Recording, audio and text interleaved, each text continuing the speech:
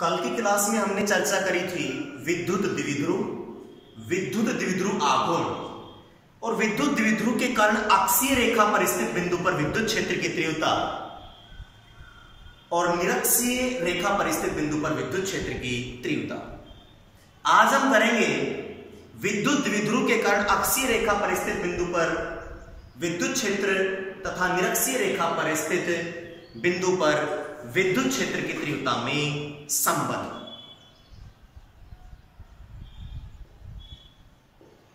Relation between ई अक्षीय and ई निरक्षीय।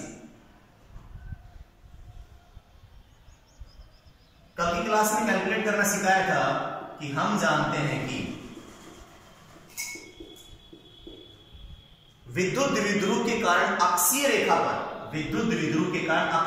पर स्थित बिंदु लिया था और वहां विद्युत क्षेत्र का मान निकाला था ई अक्षीय बराबर 2kp/r³।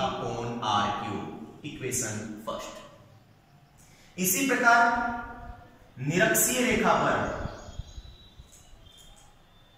स्थित बिंदु पर विद्युत क्षेत्र कैलकुलेट किया था kp/r³। Equation second. आज चाहते हैं इन दोनों में रिलेशन ई अक्षीय और ई निरक्षीय दोनों रिजल्ट आप लोगों ने कल की क्लास में प्राप्त कर लिए थे डेरिवेशन करके। Equation first divide by equation second, तो क्या रिजल्ट निकल के आता है? ई अक्षीय डिवाइड बाय ई निरक्षीय इक्वल टू 2kp/r³। डिवाइड करेंगे, मल्टीप्लाई कर दीजिए उल्टा करके, r³/kp। kp से kp कैंसिल, r³ से r³ कैंसिल, तो क्या बचता है?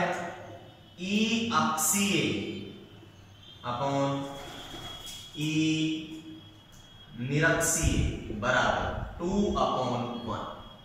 कई बार पूछ लिया जाता है कि विद्युत द्विध्रुव के केंद्र से समान दूरी पर स्थित अक्ष पर स्थित किसी बिंदु पर विद्युत क्षेत्र की तीव्रता तथा निरक्ष पर स्थित किसी बिंदु पर विद्युत क्षेत्र की तीव्रता का अनुपात कितना होता है? तो 2:1।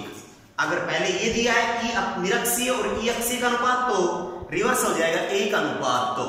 चाहे तो इसको क्रॉस मल्टीप्लाई कर लें तो क्या आएगा?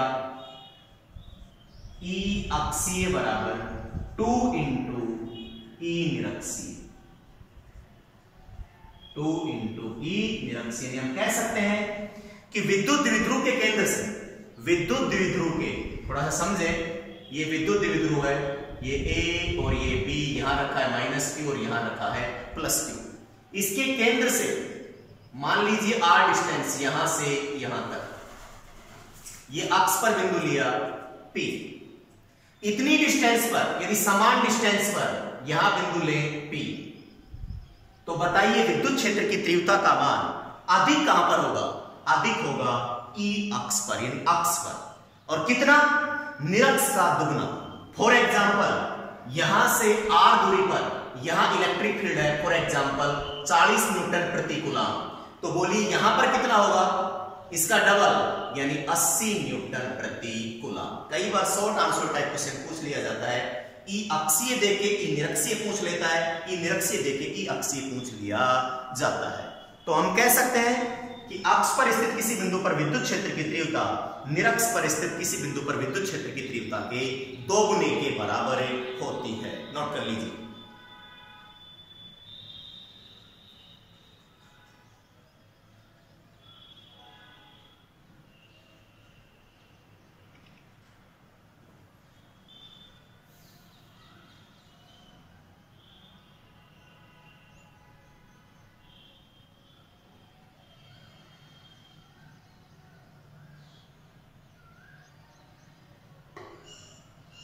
ये दोनों डेरिवेशन कल कर चुके थे हम, ई अक्षीय और ई निरक्षीय। चले आगे। ये दोनों बड़ा संबंध अक्षीय और निरक्षीय।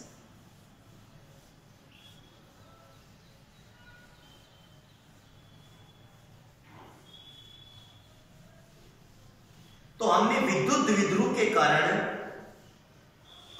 अक्षीय स्थिति में इलेक्ट्रिक फील्ड कैलकुलेट कर लिया और निरक्षीय स्थिति में इलेक्ट्रिक फील्ड कैलकुलेट कर लिया और दोनों में रिलेशन भी समझ लिया। अब हम बात करते हैं विद्युत द्विध्रुव के कारण किसी बिंदु पर एट एनी पॉइंट किसी बिंदु पर विद्युत क्षेत्र कैलकुलेट करना। देखिए ये आपको तभी समझ में आएगा जब आपने ई अक्षीय और ई निरक्षीय कैलकुलेट किया होगा। ओके, चलो देखते हैं विद्युत द्विध्रुव के कारण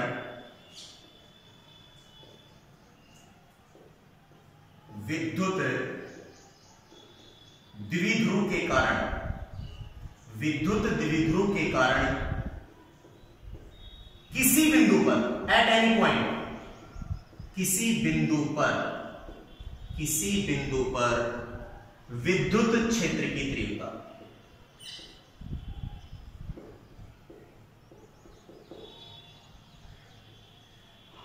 ना अक्ष पर और ना निरक्ष पर एट एनी पॉइंट, इसके कोऑर्डिनेट दे रखे हैं। मान लीजिए विद्युत द्विध्रुव कारण सबसे पहले विद्युत द्विध्रुव लें। ये ए बी, ए पर रखा है -q चार्ज और बी पर रखा है +q चार्ज और जिन दोनों के बीच की दूरी क्या है 2l। एक विद्युत द्विध्रुव है जिन दोनों के बीच की दूरी क्या है 2l, इस पर रखा है -q और इस पर रखा है +q। ये इसका केंद्र है। द्विध्रुव की अक्ष का मध्य बिंदु, द्विध्रुव की अक्ष का मध्य बिंदु O, इधर बच गया L और इधर भी क्या बच गया L। बोलिए यहां पर अगर हम बात करें विद्युत द्विध्रुव आघूर्ण की डायरेक्शन क्या होगी, नेगेटिव से पॉजिटिव की ओर, नेगेटिव से पॉजिटिव की ओर, यानी ये P वेक्टर। किसकी डायरेक्शन है ये, विद्युत द्विध्रुव आघूर्ण की, नेगेटिव से पॉजिटिव की। अपन ने एक बिंदु लिया यहां से r डिस्टेंस पर, ये पॉइंट लिया P, पॉइंट P और इससे ये एंगल कितना है थीटा, क्या है थीटा। इस पॉइंट P पर इलेक्ट्रिक फील्ड कैलकुलेट करना चाहते हैं तो हम बात करें, ये P वेक्टर है नेगेटिव से पॉजिटिव। करने के तरीके कई हो सकते हैं इसको, लेकिन मैं आपको अक्षीय और निरक्षीय आपको आता है तो आप इसको उसी को यूज करके आसानी से कर पाओगे इस रिजल्ट को। P वेक्टर की डायरेक्शन है ये, इससे इसका एंगल कितना है थीटा, एंगल कितना है थीटा। तो बोलिए इस वेक्टर को घटकों में तोड़े, एक इसका वर्टिकल कंपोनेंट और एक हॉरिजॉन्टल कंपोनेंट। कल बताया था, तो ये इसका कंपोनेंट कौन सा हो गया, P cos theta, P cos theta. कल बताया था कोई A वेक्टर थी तो इसका एक घटक ax बराबर a cos थीटा और ay बराबर a sin थीटा। उसी को यूज करके इस P वेक्टर का एक कंपोनेंट आ गया इधर P cos थीटा। बोलिए दूसरा कंपोनेंट किधर आएगा, इसके परपेंडिकुलर, इसके परपेंडिकुलर, इसके परपेंडिकुलर इधर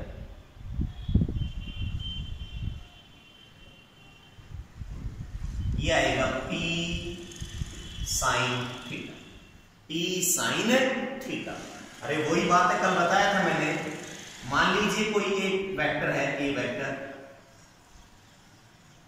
ये एक्स एक्सिस और ये वाई एक्सिस, ये एंगल है थीटा, तो इसका इस डायरेक्शन में घटक आएगा ax बराबर a cos थीटा और इधर आएगा ay बराबर a sin थीटा।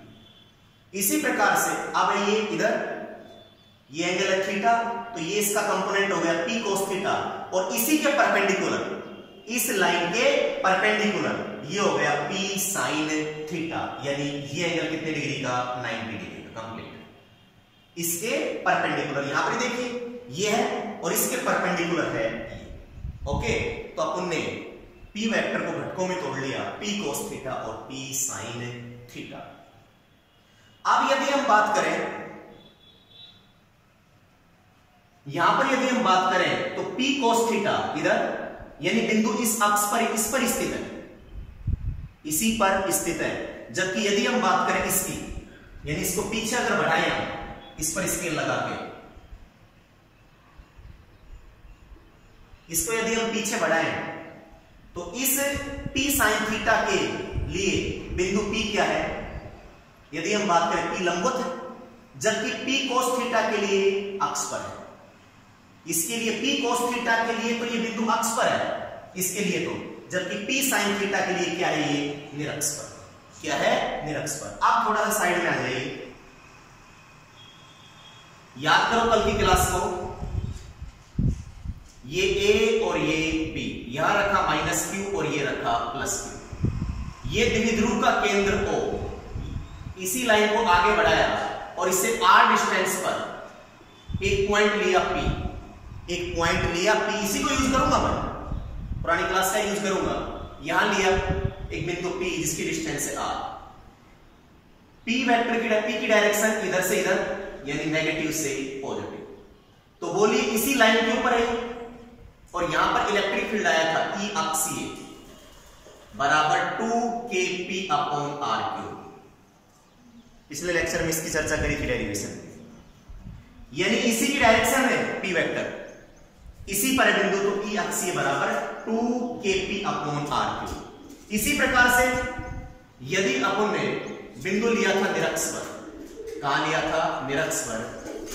तो अब देखिए P वेक्टर इधर, P वेक्टर है इधर, इसके परपेंडिकुलर है ये बिंदु P निरक्ष पर, और यहां पर E निरक्षीय बराबर आया था kp/r³। kp/r³,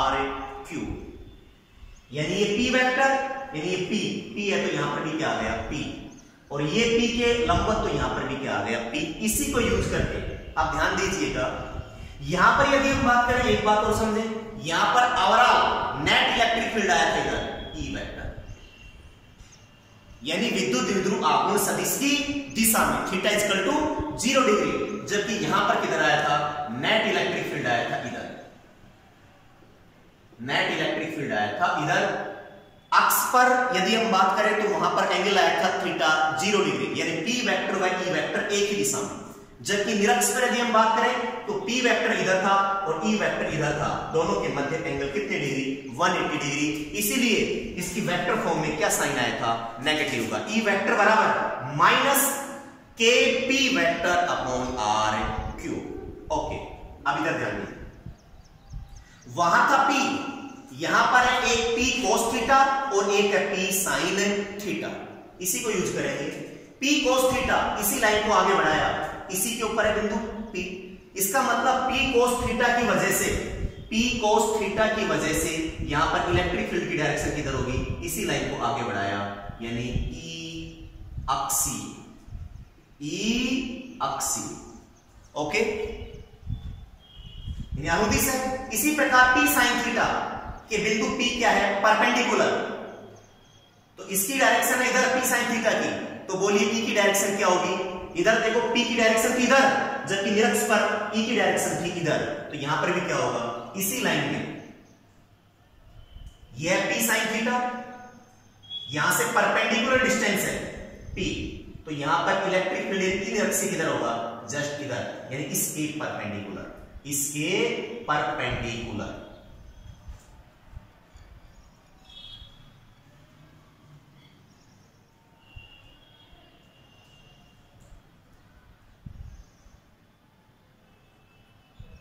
इसके परपेंडिकुलर।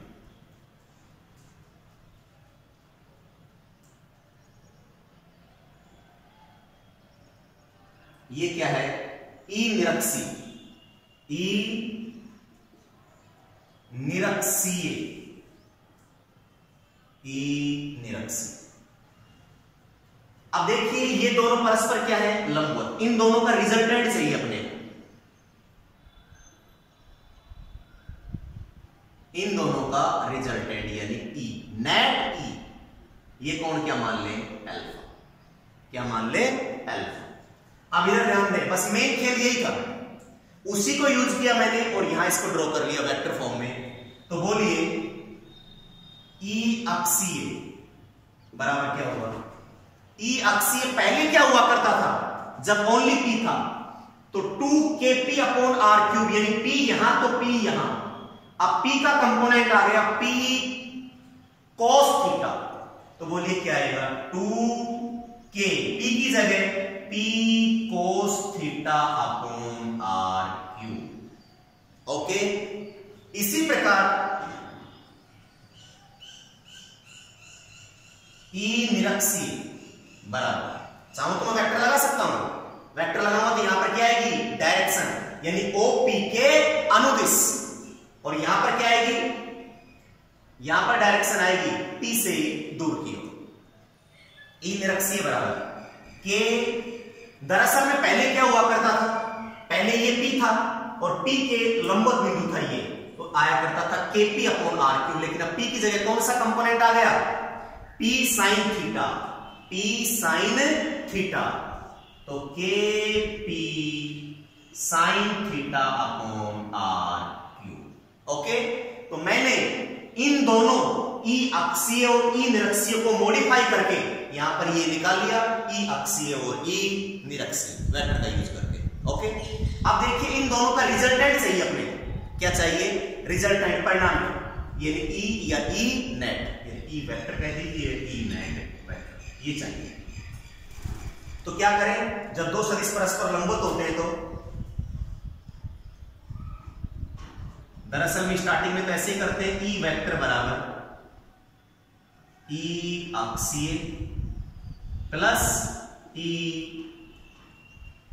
निरक्षीय, या फॉर्मूला अप्लाई करें, r बराबर under root A square plus B square plus 2ab cos theta, तो क्या आएगा E बराबर अंडर रूट E अक्षीय, पैरों में अक्षीय का होल स्क्वायर प्लस E निरक्षीय का होल स्क्वायर। ओके, दोनों वैल्यू अवेलेबल है, इन दोनों वैल्यू को यहां पर डाल दिया जाए, तो E बराबर आ गया अंडर रूट अक्षीय की value 2kp cos theta upon 2kp cos theta upon r cube का होल स्क्वायर प्लस E निरक्षीय की value kp sin theta upon r cube. इस सभी के लिए किसी बिंदु पर विद्युत क्षेत्र की तीव्रता निकालने के लिए आपको E अक्षीय और E निरक्षीय का बिल्कुल डेरिवेशन कंप्लीट आना चाहिए, समझ गए, अन्यथा ये नहीं आएगा। E निरक्षीय आया kp sin theta upon r cube का होल स्क्वायर। ओके, सॉल्व करें,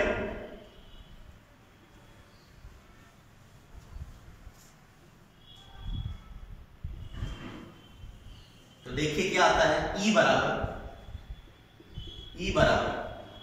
kp अपॉन r क्यूब, बाहर ले लें, kp upon r cube, kp upon r cube, kp upon r cube under root, क्या बचता है 2 cos थीटा का स्क्वायर, यानी कितना लिख दूं 4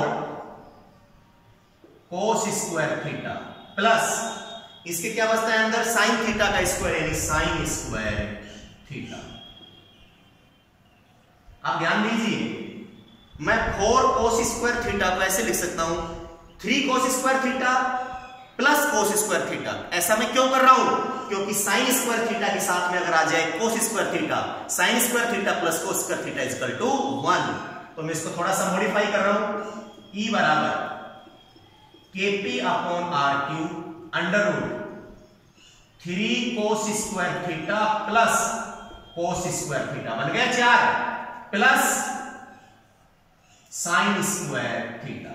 बताओ ये दोनों क्या होते हैं, एक sine square theta plus cos square theta equal to 1, तो अपना आया E बराबर kp upon r cube under root 1 plus 3 cos square theta, 1 plus 3 cos square theta या 3 cos स्क्वायर थीटा प्लस 1। ये होता है विद्युत द्विध्रुव के कारण किसी बिंदु पर, फॉर एग्जांपल अगर हम P की बात करें तो P r, थीटा, किसी बिंदु पर विद्युत क्षेत्र की तीव्रता E बराबर KP upon R cube under root 1 plus 3 cos square theta. Note कीजिए।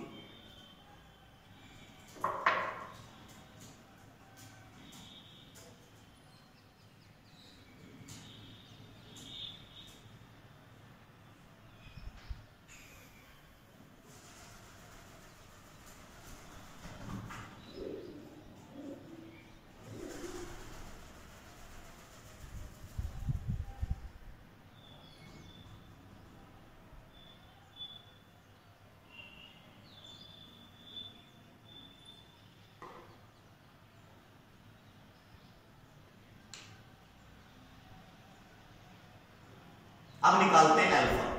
क्या निकालते हैं? अल्फा। मिटा दे इसको।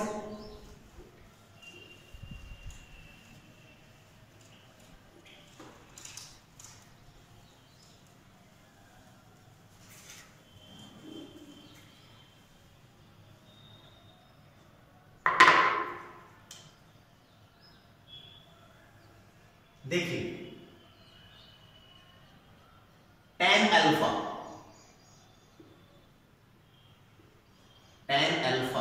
इजकल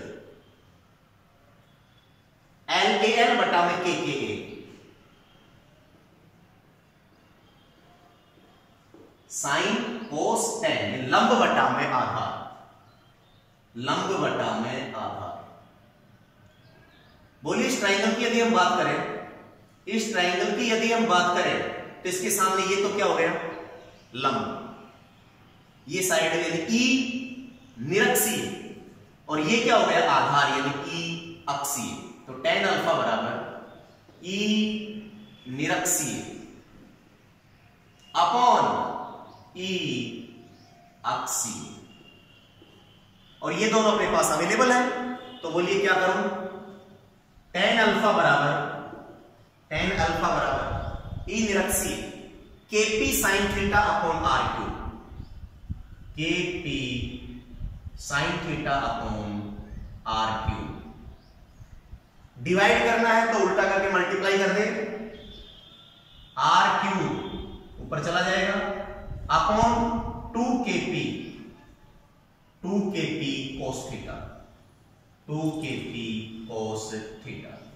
तो बोलिए R क्यूब से R क्यूब कैंसिल, KP से KP कैंसिल। क्या बचता है? tan अल्फा बराबर साइन थीटा बटा में 2 कोस थीटा। ट्रिग्नोमेट्री में साइन थीटा बटा कोस थीटा tan थीटा। तो tan अल्फा बराबर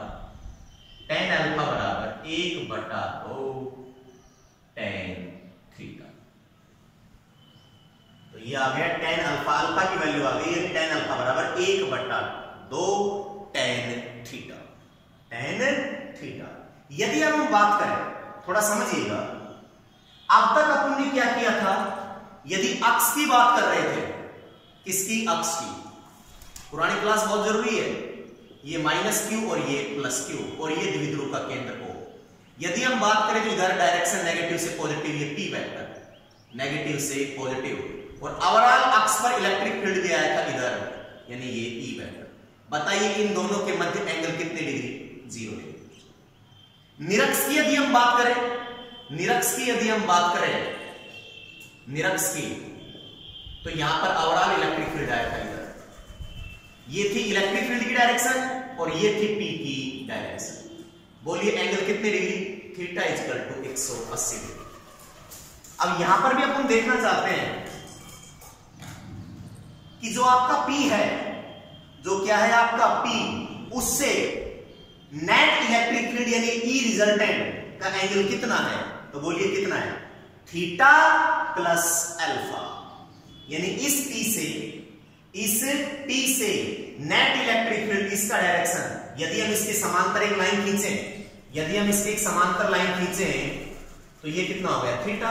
तो ओवरऑल ये कौन सी डायरेक्शन है? P की। किसकी डायरेक्शन है? P की। तो P से, यानी मैं यही बात बना रहा हूं यहां पर, P से, ये बना लिया P से नेट इलेक्ट्रिक फील्ड का ओवरऑल एंगल कितना हो गया? Theta plus alpha. यानी P का ई से एंगल कितना आया, theta plus alpha, theta plus alpha. तो ये था विद्युत द्विध्रुव के कारण किसी बिंदु पर विद्युत क्षेत्र की तीव्रता। नोट कीजिए। अब भी कहीं को लग रहा होगा कि जो रिजल्ट आया ये सही है या नहीं, चलो इसको चेक करते हैं। यानी अपने ई अक्षीय और ई निरक्षीय कैलकुलेट किया है, उसके ऊपर ये रिजल्ट खड़ा उतरना चाहिए। देखिए कैसे।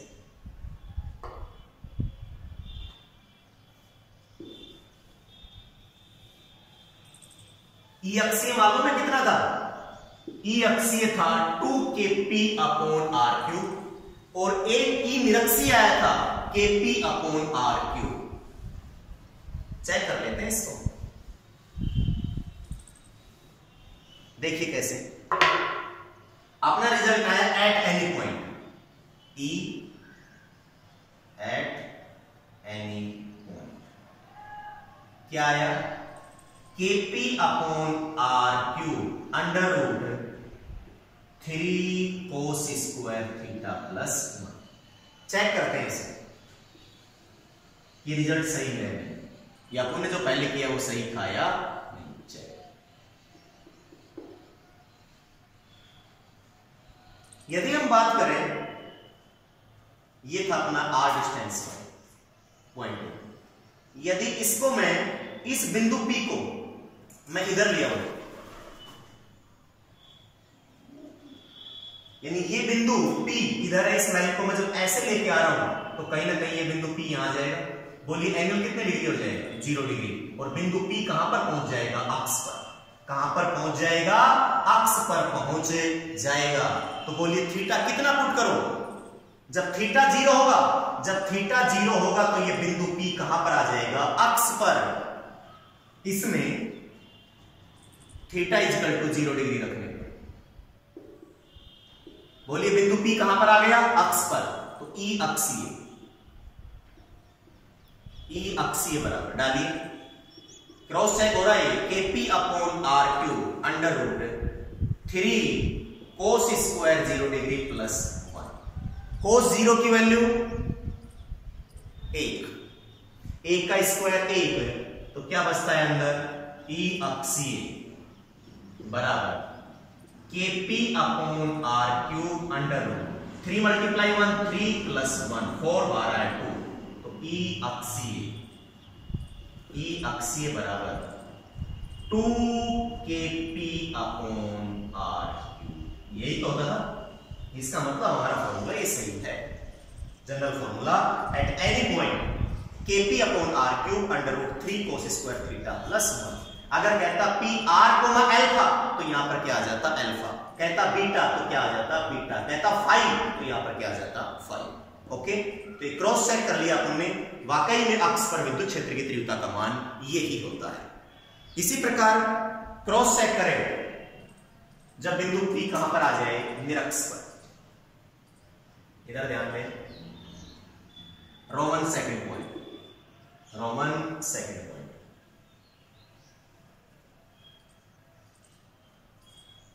डायग्राम समझिए थोड़ा सा। यह है P, क्या है P, ये था अपना R। अब थोड़ा सा ऐसे करें, इसे ऐसे कर रहे हैं तो एंगल बढ़ता जा रहा है, एंगल बढ़ता जा रहा है। और जब इसके ऐसे खड़ा कर दें तो ये एंगल कितने डिग्री का हो जाएगा, 90। कितने डिग्री हो जाएगा, 90 डिग्री। और ये बिंदु P कहां पहुंच जाएगा, निरक्ष पर। कहां पहुंच जाएगा, निरक्ष पर। तो बोलिए थीटा कितना रखें, इस इक्वेशन, मेन इक्वेशन में थीटा इक्वल टू 90 रखने पर, थीटा इक्वल टू 90 रखने पर बोलिए क्या होगा, ई निरक्षीय बराबर kp/r³,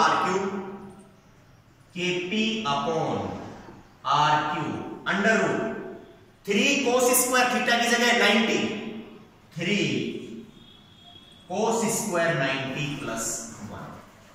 तो ई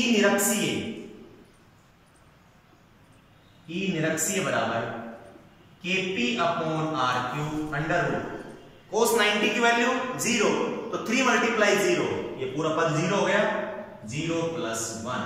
तो क्या आता है, ई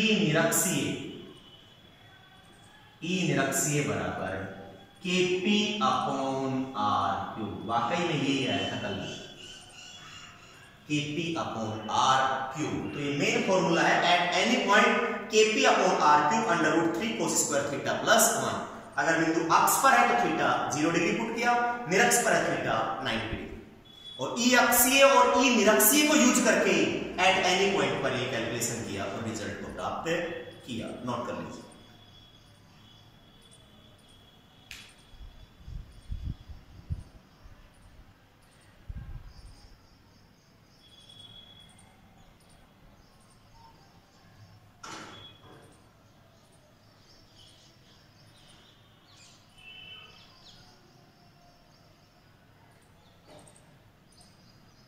कल हम पढ़ेंगे पाठ का लास्ट टॉपिक, एक समान विद्युत क्षेत्र में रखे विद्युत द्विध्रुव पर लगने वाला बल तथा बलाघूर्ण। Okay, thank you.